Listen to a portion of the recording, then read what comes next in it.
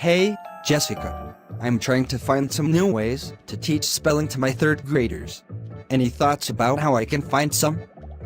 Sure. I had a similar question a few days ago. Then my administrator forwarded me a great video resource.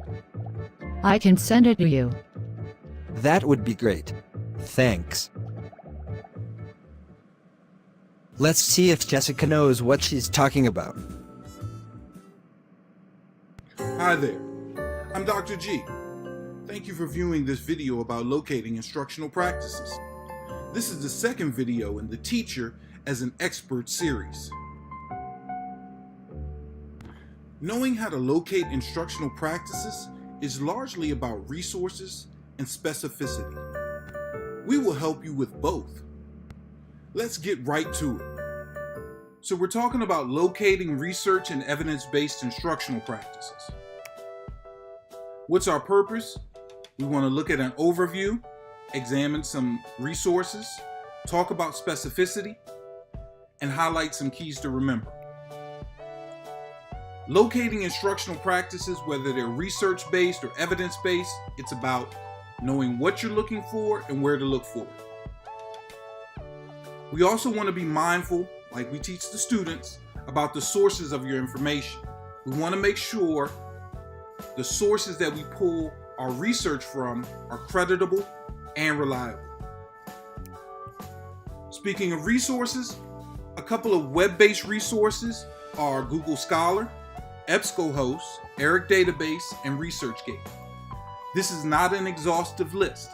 However, these four tend to encompass most of the research that is available on the web. You may have other search engines that you're more comfortable with. That's perfectly fine. These are just some suggestions to get you started. Some additional resources. These are more face-to-face resources. Your school librarian. You'll be surprised at what your district has already paid for in regards to research search engines and journal subscriptions, but you probably won't know that unless you talk to the school librarian to find out what's available to you. Same thing with the local library.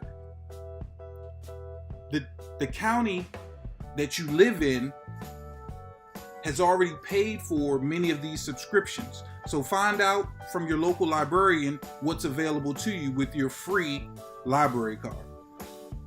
The local university librarian can assist you as well, even if you're not a student there, through their in-house circulations. Colleagues are another good resource. Colleagues may be taking classes, may be teaching classes, and have access to those research engines as well. Utilizing them as a resource can be very valuable. Now, going into the specificity of our searches, the more specific we can be, the better our search results will be. So using a combination of determining whether it's research or evidence-based, combined with the type of practice and grade level, should give us decent results in our initial searches for our practices. Also, if you're doing it on the web, adding PDF to the end of our search gives us better results because it gives us tangible access to the research articles that we're looking for. Now, this is more about preference, storing your findings. You want to have, access to your research. So therefore, you want to determine whether you're going to keep it electronically or keep a hard copy of your work. I tend to keep a hard copy first so I can annotate it and then I turn it into electronic. But that's a personal preference. Keys to remember. The process is tedious and will take time to master.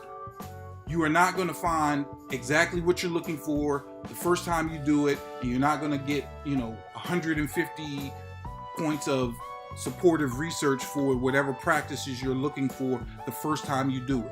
It takes a while to master, but the more you get into it, the easier it becomes. Again, the more specific your research, the easier it is to drill down to the practices you desire. Also, utilize all of your resources to determine which is more effective for you. You may find that you sitting in front of a computer doing extensive web searches is not conducive to, your personal preference. That's fine. Utilize some of the face-to-face resources that we mentioned as well, or any others that you may come up with that you find are beneficial to you. And also, the more information you have about the specific practices, the better your understanding, the rationale, and implementation will be. Having one piece of support for the practice that you're trying to implement limits your understanding of it. It also limits your rationale in explaining it to your administrator why you're implementing the process, and it limits your implementation because you don't have enough support to see how it's been implemented in various learning situations. And that is locating research and evidence-based instructional practices in a nutshell. We hope that clarifies things a bit better. Just like any skill, finding valid instructional practices takes time to master. The next video in this series will focus on analyzing the research we have located. Don't worry, you can do it. Please feel free to leave your comments and questions below. And don't forget to join the discussion. See you next time. Thanks for watching. Wow! Jessica was right. I need to subscribe to this channel. For sure.